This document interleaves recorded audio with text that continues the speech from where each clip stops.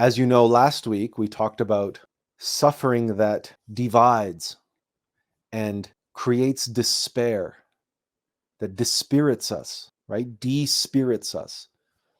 As opposed to 2 weeks ago, when we were talking about suffering that inspires and unites. And we focused last week on the relationship between being despirited and suffering, and how the word despair relates to being separated. And we hear a lot about that word separation. And in the New Age, especially, people talk about the illusion of separation and how we all think ourselves separate, and that it is the thinking ourselves as separate, the belief that we are separate, that separates us. And as we were meditating on that aspect, something very clear came to us, that separation and the New Age's concept around separation as being a product of belief, that you believe yourself to be separated, which the inverse of that the New Age believes is that all you have to do is believe that you're already united, and that bingo, you'll be united. And this is the very foundation of all dogmatic religions, all degenerated religions, all degenerated spiritual traditions are founded on this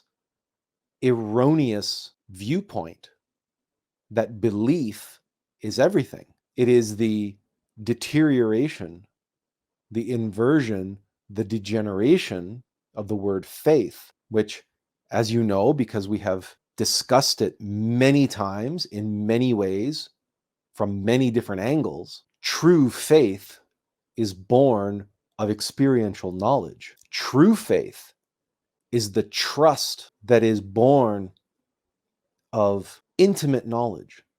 And more than that, intimate connection, intimate engagement, so that in the medieval courts, witnesses gave faith when they testified. To testify, you present evidence. It means you bore witness. You were there.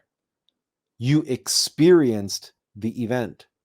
You saw what happened. And because you have that direct experience, the court deems your testimony a valued contribution to the adjudication of the case, to determine the truth of the situation.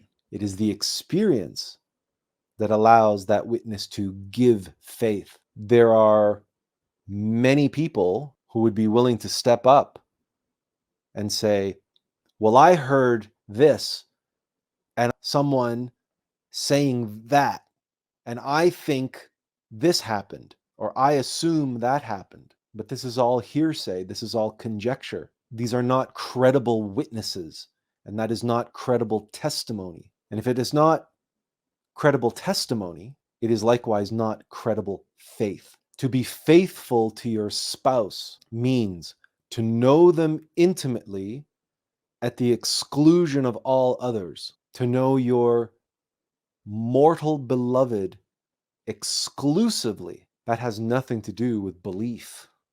You cannot believe your way into marital faithfulness. And likewise, you cannot believe your way into spiritual faithfulness. To be faithful to our immortal beloved, to know them intimately, to experience them directly, and to be able to testify based on that experience, to be able to give faith, to bear witness to our innermost intimate essence of God within, our innermost intimate Christ. If we cannot believe our way into faith, then how do we believe our way out of it? How can our belief in separation make it so? Or is it that we are separated? And again, looking at the word separate, again, we have that root in there, the same root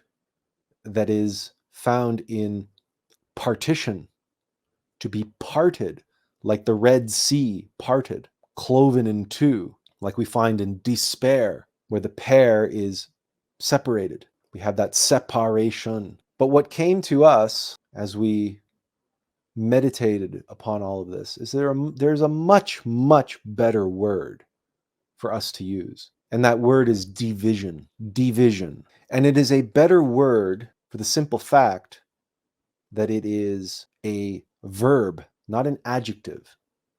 Of course, we can say we are divided, as in divided and conquered, cloven in two, right? And that's very much a cause of despair. But division as a verb, as an action, and as a state of being, the power of that word is that its root is vision, what we see, what we witness. And we have to appreciate that word in the context of true faith and the ability to give faith and the ability to be faithful. One cannot be faithful blindly. One cannot be faithful in ignorance.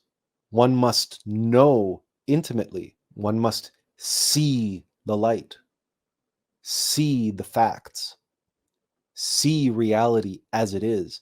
One must have clear vision, which is the definition of the word clairvoyance. Clairvoyance literally translated means clear vision. And of course, in the metaphysical context, we are not referring necessarily here to physical sight, because as important a sense which that type of vision is, from the metaphysical point of view, from the spiritual point of view, clairvoyance, clear vision, relates to extrasensory perception, having what many refer to as awakening or enlightenment, the opening of the third eye, the capacity to see not with our two eyes, but with our third eye, to see what others cannot, to see what is there but is invisible to our physical eyes.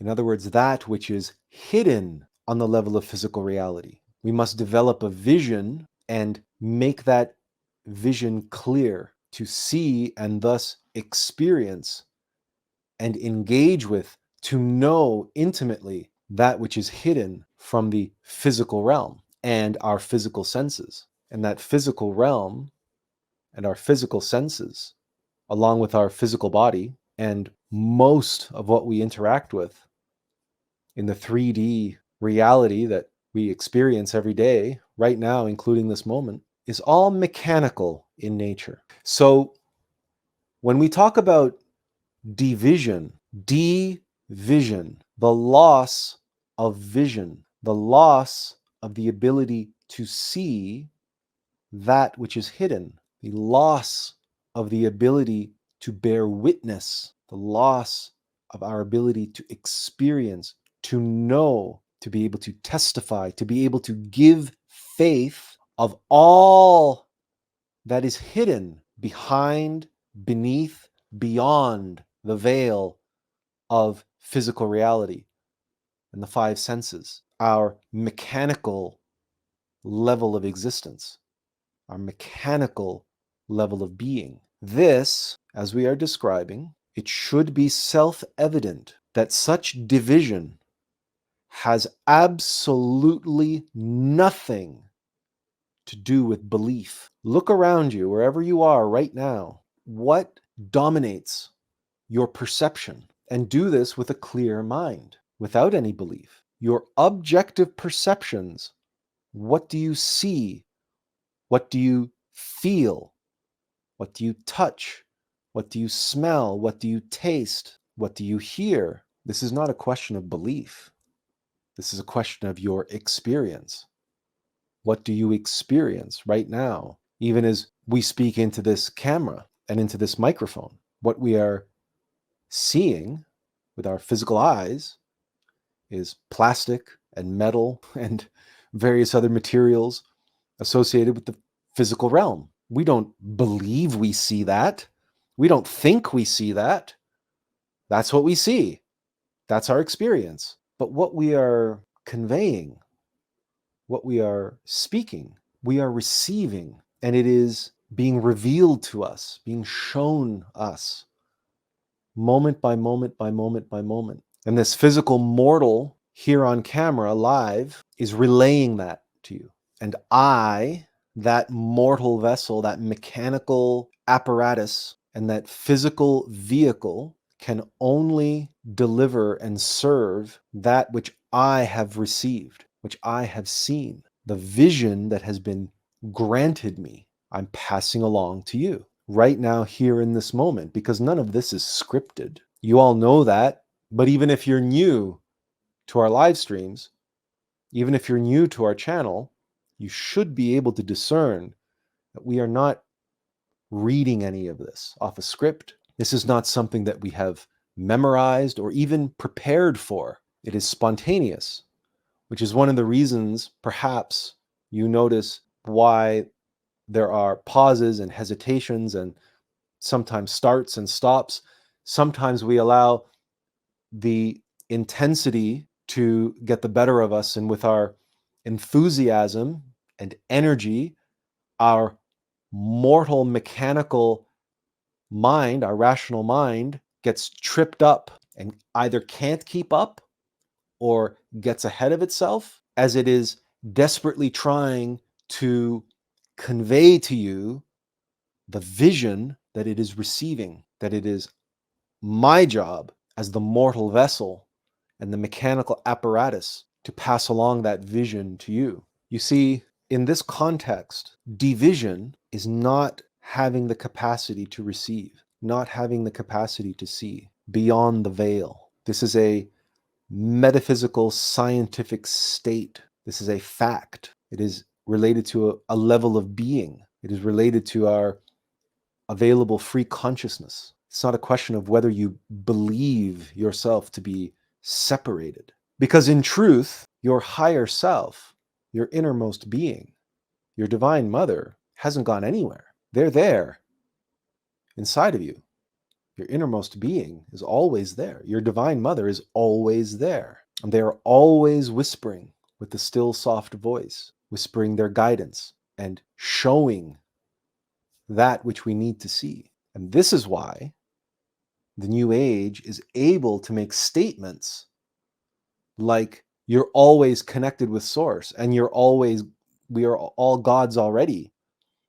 And it resonates so strongly with so many people. And then they add to that, you only think you're separate. You only believe you're separate. So if you just believe in what we're telling you, that you're one with your innermost being, and you're one with your higher self, and thus you're one with the universe and Source and everything else, that's all you need to do. Because on one level, there is truth to that. But that's why they prefer the word separation, and they would never use the word division. And that's why all of the degenerated religions have corrupted the word faith to mean belief, because faith is a product of consciousness, and belief is a product of the rational mind. Belief is mechanical. Belief is part of the apparatus that the physical vessel relies on.